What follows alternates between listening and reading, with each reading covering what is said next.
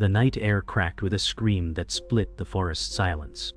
Thomas Green gripped the steering wheel, headlights slicing through the narrow road as branches scraped against the car roof.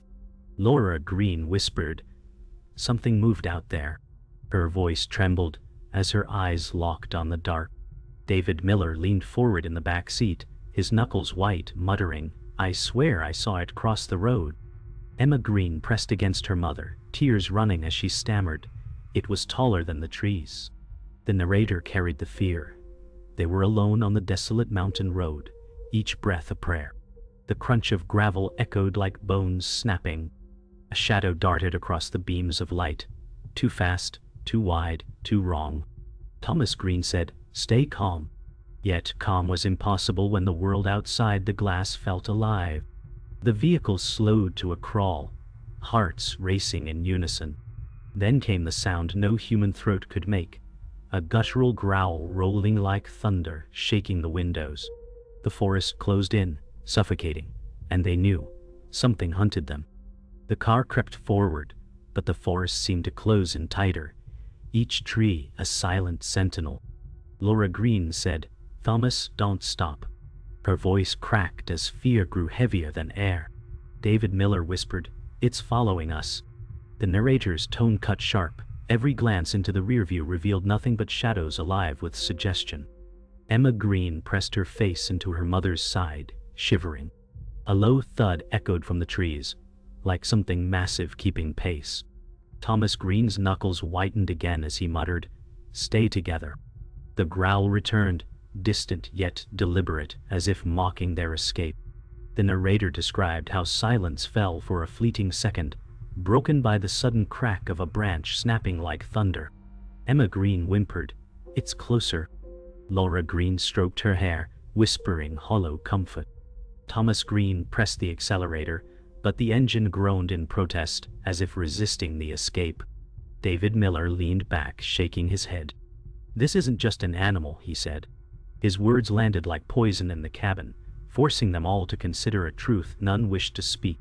The forest echoed again, the sound of running feet just beyond sight. The narrator painted the terror. A shape moved alongside them, tall and relentless, darting between the trees with unnatural grace. Thomas Green muttered, "It's matching us." Laura Green gasped as she caught fleeting glimpses of glowing eyes reflecting headlights. Emma Green shivered violently, whispering, "It sees us." David Miller shouted, "Drive faster." The car jolted, bouncing over rough gravel, headlights swaying wildly, illuminating too much and too little at once. The night was alive with pursuit, and the realization hit them all. The hunter was toying with them. The narrator held breath as silence broke into chaos. A roar erupted, primal and endless, vibrating every bone. The car shook as though the ground itself resented them. Laura Green screamed, "It's right there." Emma Green buried her face and sobbed, while David Miller pressed a trembling hand against the window, whispering, "No, no."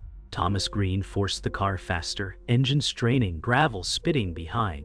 The forest was alive with pursuit, yet none of them dared to look fully, for to look was to acknowledge the truth. The roar followed, sealing the knowledge that the night was only beginning. The sedan finally reached the edge of the woods, rattling as Thomas Green pulled into the gravel drive of their rented cabin. The narrator carried the weight. Relief was a lie. Fear clung like smoke. Laura Green whispered, "We should never have come here." Her voice cracked as she clutched Emma Green tightly. David Miller sighed, his shoulders sagging, but his eyes darted to the trees, as if expecting the shadow again. Thomas Green forced calm into his tone as he said, "Well, lock everything down." The cabin lights flickered to life, but the forest pressed close, alive with the memory of the growl. Inside, the family tried to breathe, but the night would not release them. Inside the cabin, firelight flickered against worn wooden walls, shadows stretching too long. Emma Green whispered, "I don't want to stay here." Laura Green stroked her hair and murmured, "It's safer than outside." Thomas Green checked the locks twice, each click echoing louder than it should. David Miller poured water into a glass, his hand trembling. The narrator pressed into the silence. They wanted safety, But safety was a story for other people, not for those who had heard that roar. Outside, the wind pressed against the glass, carrying whispers of the forest. The narrator described the unease that grew like mold in the walls. Laura Green broke the silence. "Thomas, tell me we'll be fine." He hesitated, then said, "We'll survive this." His words fell heavy with doubt. David Miller leaned close to the window, whispering, "That thing wanted us." Emma Green shivered and said, "It was looking right at me." Laura Green clutched her tighter, fighting tears. The fire popped, sparks snapping into the silence like gunfire. Fear was no longer a visitor. It had unpacked itself in their home. Thomas Green paced the cabin, running a hand through his hair. He muttered, "No one will believe this." David Miller said, "They'll laugh, call us drunks or fools." The narrator observed how truth became heavier than silence. Laura Green whispered, "Then we don't tell them, we protect Emma." Emma Green looked up, her small voice trembling. "But it already knows about us." A gust rattled the shutters, and all four froze, staring at the door as if the creature's hand rested there. Their fear was no longer about survival alone. It was about being hunted for who they were. The narrator turned to the fragile thread binding them. Laura Green finally said, "We came here to heal, to forget what life took from us." Her words cracked as she looked at Emma Green. Thomas Green stopped pacing, shoulders sagging with unspoken grief. David Miller lowered his head, whispering, "But the forest doesn't let you forget." Emma Green clutched her stuffed bear, whispering, "Dad, will it come back tonight?" Thomas Green forced a smile he didn't believe and answered, "Not if I'm here." The silence after felt heavier than the promise, as if the forest itself smirked at the lie. The narrator carried dread into morning light as Thomas Green stepped outside, mist hanging low, ground wet with dew wet. His eyes widened at tracks pressed deep into the soil, prints larger than any boot. Laura Green called out, "Thomas, what is it?" Her voice trembled. He answered, "Something was here last night." David Miller crouched, running his hand near the indentation, whispering, "These aren't bear tracks." Emma Green stood on the porch, clutching her stuffed bear, whispering, "It came back." The forest gave no denial. The silence was its agreement, pressing in like a weight on their chests. The narrator pressed into the unease as Laura Green urged, "We should leave now." Thomas Green shook his head, saying, "The car can't make it down the road until nightfall." David Miller muttered, "So we wait while it hunts us." The forest whispered in reply with rustling that wasn't wind. Emma Green hugged her stuffed bear tighter, whispering, "It doesn't want us to leave." Their breaths cinched in fear. The house creaked, though no one moved. The narrator concluded, waiting meant survival, but waiting also meant inviting the predator closer with every passing heartbeat. The narrator described how paranoia grew like ivy through their thoughts.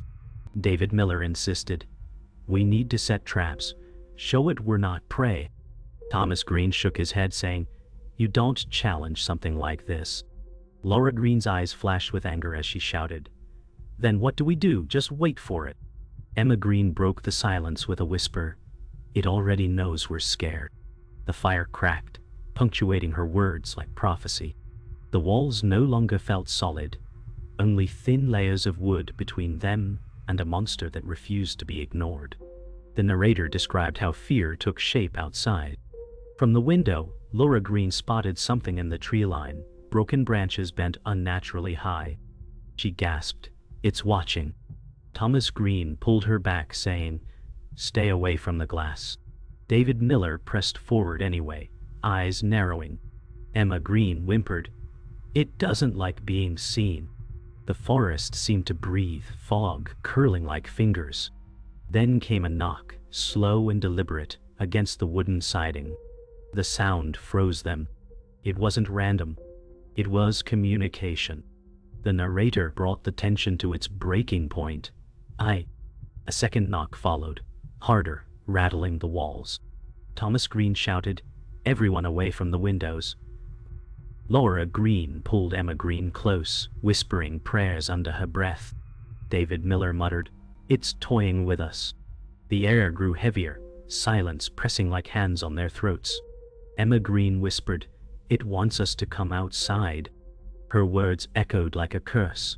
The fire dimmed as if oxygen fled. The realization struck them together. The creature was no longer just circling. It was claiming the space as its own. The narrator pressed into unease as David Miller rummaged through his pack, pulling out an old leather journal. Laura Green asked, "Where did you get that?" Her voice carried both suspicion and fear. David Miller replied, "It was left to me. My father saw it too." Thomas Green froze, anger flashing in his eyes. "You knew about this?" he demanded. David Miller whispered, "It's been hunting families here for generations."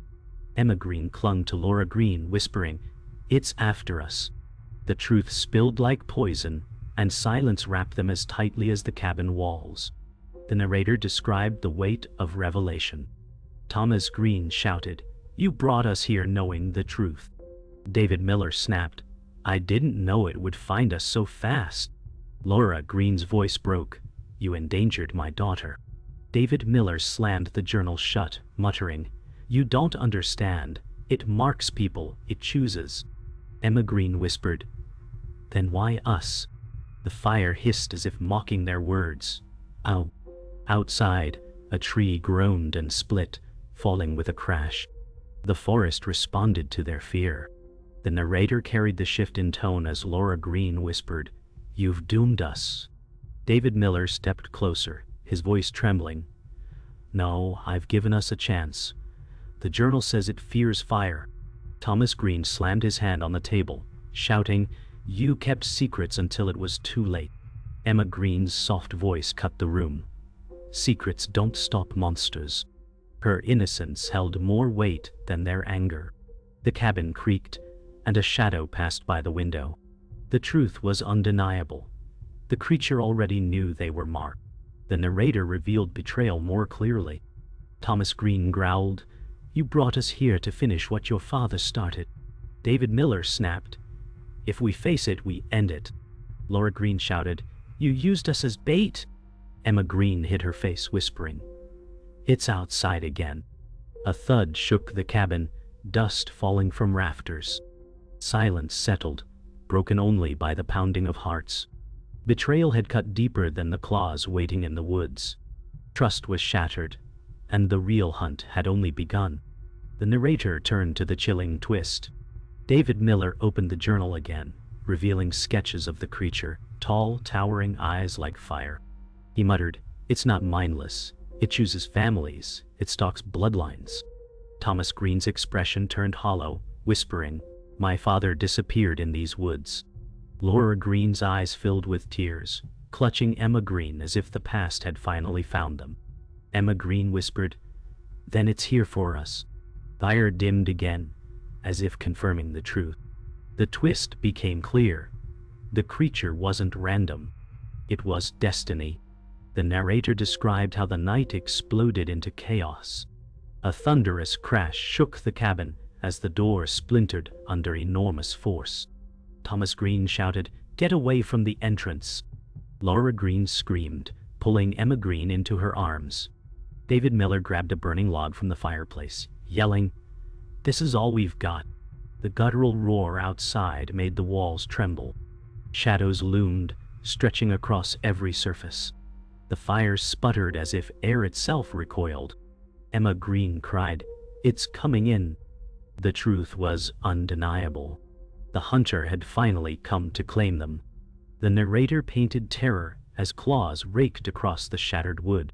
Thomas Green forced Laura Green and Emma Green back, shouting, "Stay behind me." David Miller stepped forward with the flaming log, his voice trembling. "Back, damn you!"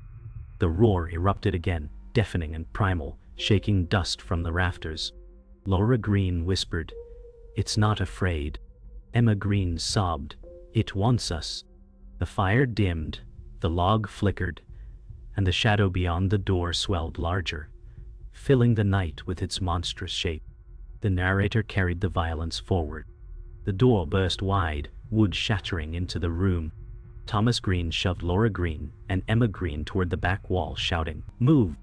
David Miller swung the log, flames scattering sparks. The creature's massive arm lashed through the opening, smashing furniture into splinters.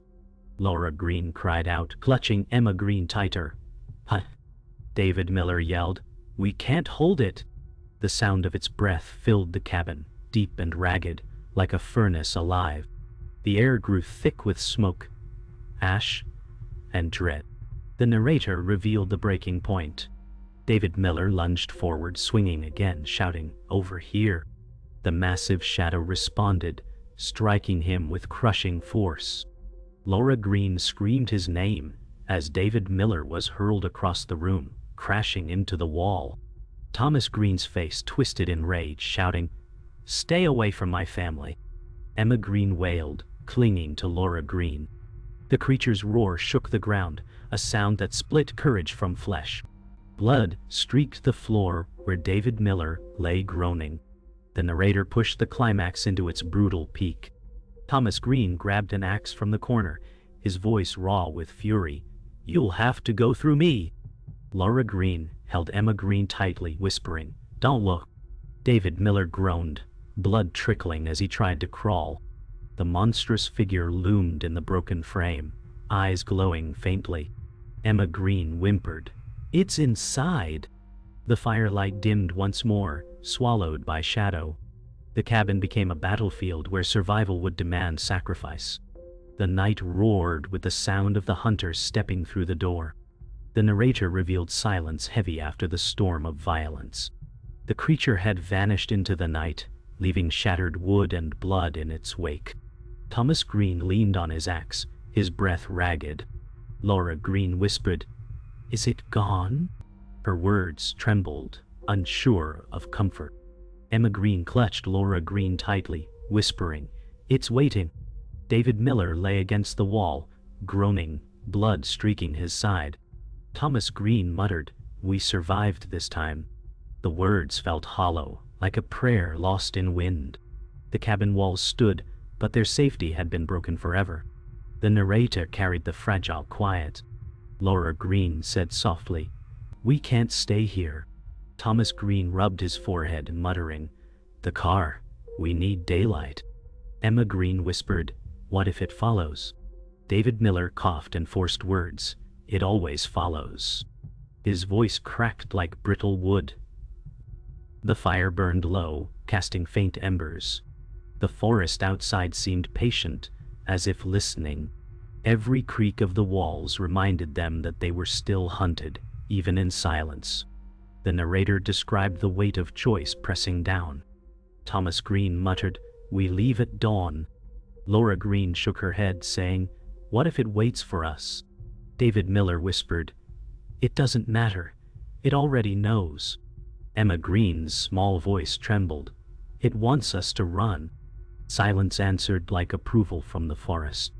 The broken cabin groaned, wood shifting as if something pressed against it from outside. The fire crackled, the last sound of normalcy, in a night that had already stolen too much. The narrator painted the aftermath of betrayal and fear. Laura Green glared at David Miller, whispering, "You knew, and we nearly died because of it." David Miller groaned, eyes filled with shame, saying, "It was always going to find you, with or without me." Thomas Green turned away, jaw tight, unable to look at him. Emma Green whispered, "It doesn't stop." Her words cut sharper than anger. The truth was too clear. The hunt was never over, only paused. The narrator pressed into the hollow resolution. Dawn's first light crept through the broken door, painting the wreckage in pale gray. Thomas Green whispered, "We move when the sun rises." Laura Green nodded silently, stroking Emma Green's hair as the girl trembled. David Miller coughed, whispering, "If I slow you down, leave me." Thomas Green shook his head, voice raw. "We don't leave anyone." The forest outside stirred with morning wind, yet every sound carried threat. They had survived the night, but peace was gone forever. The narrator revealed dawn breaking over the ruined cabin. Thomas Green pushed the broken door wider, his voice weary. "We have to move now." Laura Green gathered Emma Green close, whispering, "Stay with me." David Miller tried to stand but collapsed, groaning, "I'll slow you down." Thomas Green answered, "We don't leave you." Outside, the forest swayed under pale light, but every sound felt like breath from the unseen. Emma Green whispered, "It's still watching." Silence answered her like truth carved in stone. The narrator described how the survivors stepped outside. Dentu while mist curled around the trees, damp earth sucking at their boots. Thomas Green whispered, "Stay close." Laura Green tightened her grip on Emma Green, who murmured, "It's waiting." David Miller stumbled, supported by Thomas Green. Birds were silent, as if the forest itself held breath. Each step felt like trespass on sacred ground. The night had ended, but its shadow stretched into day. The silence carried a promise. The hunt was not finished. The narrator revealed the fragile hope cracking. Thomas Green muttered, "If we reach the road, we'll be safe." Laura Green shook her head, whispering, "Safe doesn't exist anymore." Emma Green pointed toward the trees, her small voice trembling. "It followed." David Miller groaned, "It never left." Behind them, deep shadows shifted, as if something massive moved just beyond sight. The wind carried a low growl that rose, then vanished. Their hearts pounded as though the forest pulsed with hunger. The narrator spoke of despair creeping closer. They reached a clearing where the road should have been, but only endless forest greeted them. Thomas Green cursed under his breath, "It's not here." Laura Green trembled, saying, "We've been walking in circles." David Miller whispered, "It wants us lost." Emma Green's voice broke through, trembling, "It's leading us." The forest loomed taller, bending inward like a trap. The daylight felt thin, powerless against the weight of shadows. The narrator delivered the final blow. Emma Green stopped, her eyes wide, whispering, "It's right here." Behind them the forest fell, utterly silent. Thomas Green turned slowly, axe raised. Laura Green clutched Emma Green tighter, whispering, "Don't look, tall." David Miller whispered, "Too late." From the shadows, two glowing eyes blinked open, fixed on them. The sound that followed was low, primal, and endless, echoing through bone and breath. The hunter had never left. The hunted had never escaped. The story ended not with safety, but with silence and the promise of another scream.